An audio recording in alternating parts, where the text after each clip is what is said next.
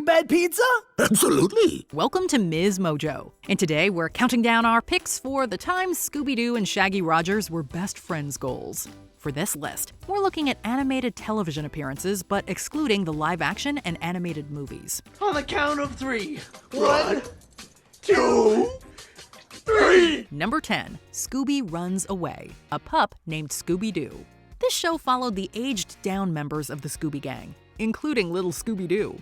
When he excitedly seeks out the attention of his friends on a rainy day, no one will give him the time of day. Even Shaggy gets cross with him. Besides, can't you see we're all busy? Feeling lonely and unwanted, Scooby then takes off by himself.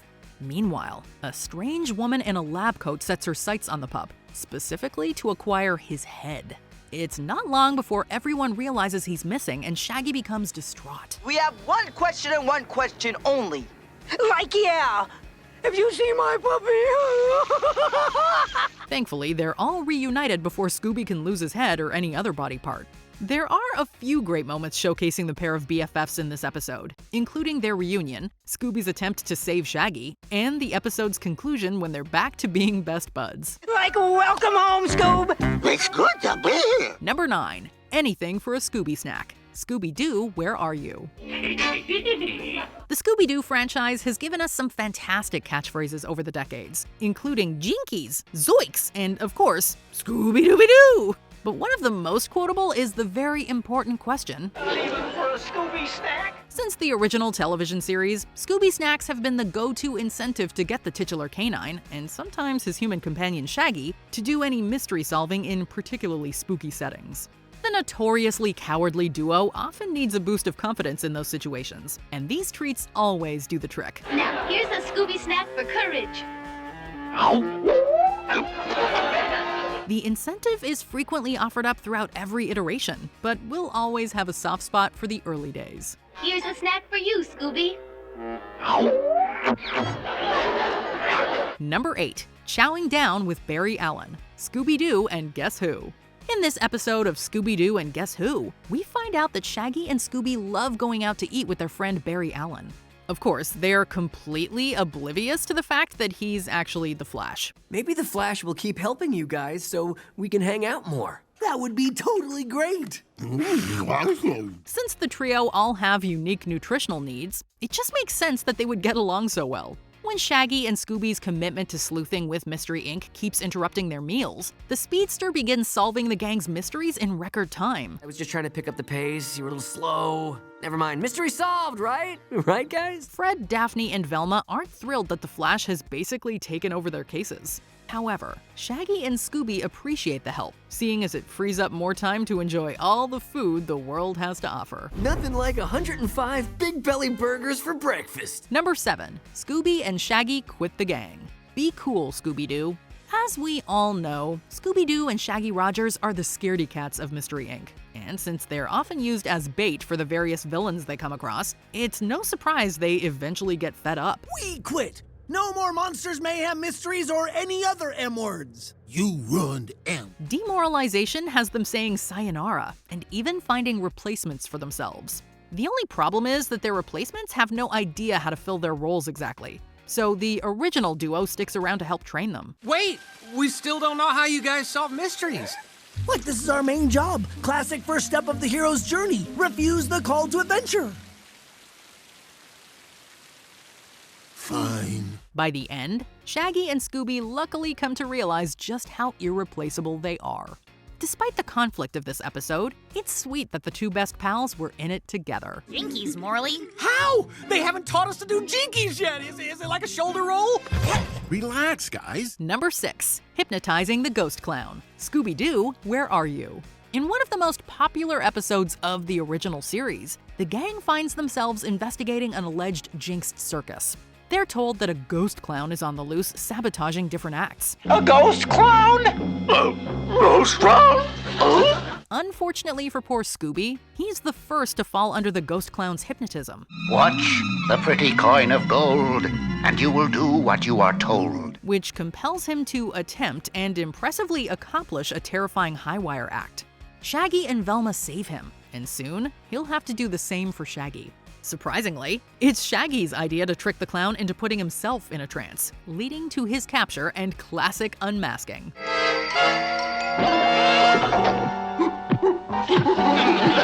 This is just one of the early episodes that proved these two were a lot braver than they appeared to be. Number 5. A dog and his human. Be cool, Scooby-Doo. The role of talking animals in a human-centered piece of media is always a bit uncertain. What fun! In the case of Scooby, where he still walks on 4 legs and has limited speech, but is also clearly above the intelligence of an average animal, the zone is very gray. Even though he's a valued member of the gang, his human companions often refer to him as their dog. This comes up in the episode Game of Chicken, when a park ranger suggests putting him on a leash. Of course, there's immediate pushback, but Shaggy makes the mistake of claiming ownership over his dog, which Scoob does not appreciate. Can you believe that guy? Like I'd ever put a leash on my dog. Your dog? Throughout the episode, Scooby punishes him by trying to buddy up to other members of the gang. But this only proves that no one gets him like his human, Shaggy. Number 4. Defeating the Gluten Demon. Scooby-Doo Mystery Incorporated. In Scooby-Doo Mystery Incorporated, the gang goes up against plenty of human and supernatural antagonists in their town of Crystal Cove. One such threat appears in Season 2 when a gluten demon goes on a gluten-eating rampage.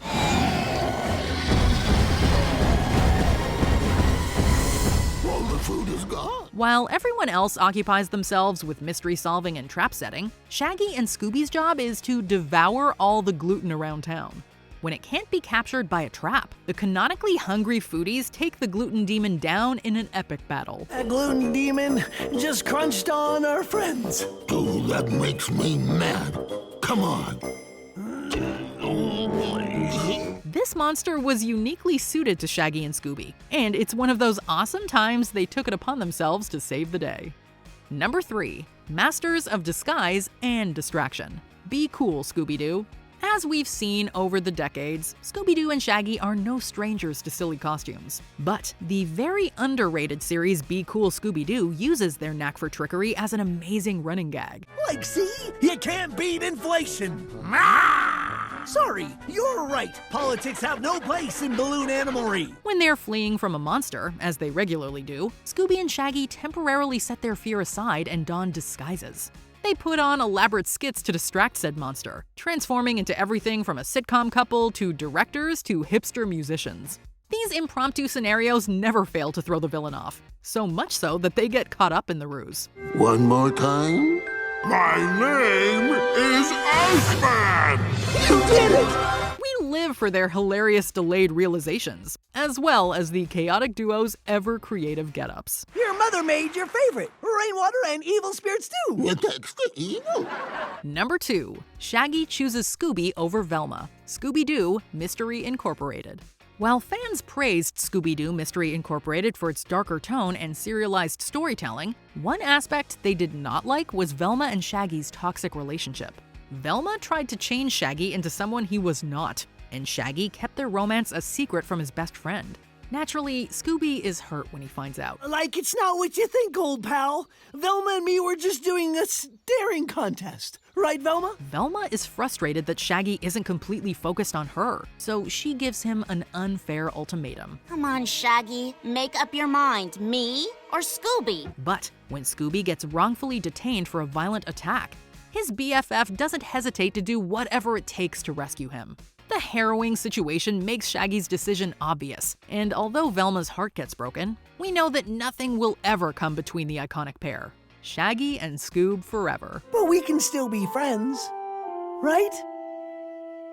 Are you whack? Before we continue, be sure to subscribe to our channel and ring the bell to get notified about our latest videos. You have the option to be notified for occasional videos or all of them. If you're on your phone, make sure you go into your settings and switch on notifications.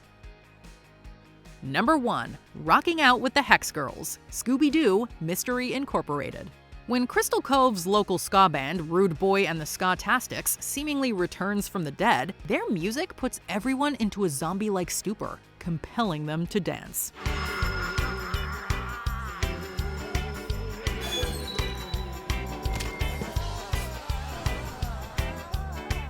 Velma, Daphne, and Fred fall under its influence, but Shaggy and Scooby are immune, leaving it up to them to save everyone from the zombie dance infection. Why isn't it affecting you?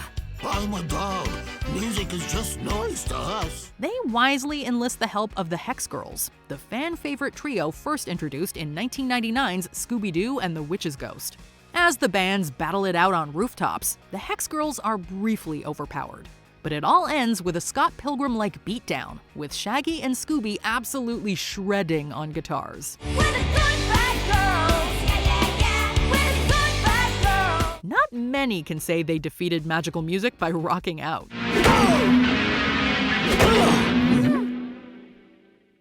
You can stop now? What's your favorite Scooby and Shaggy moment? Let us know in the comments below. And finally, the big finish! Ta-da! Do you agree with our picks? Check out this other recent clip from MsMojo. And be sure to subscribe and ring the bell to be notified about our latest videos.